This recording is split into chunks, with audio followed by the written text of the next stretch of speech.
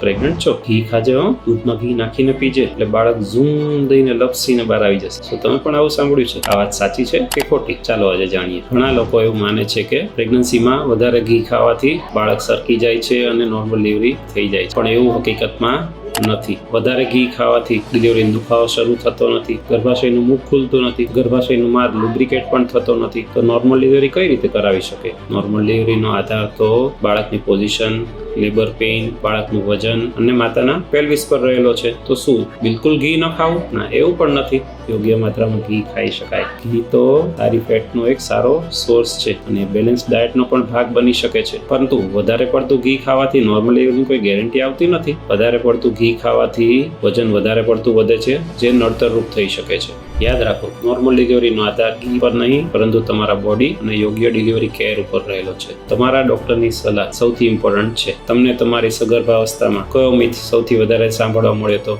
નીચે કમેન્ટ કરીને જરૂર કહેજો.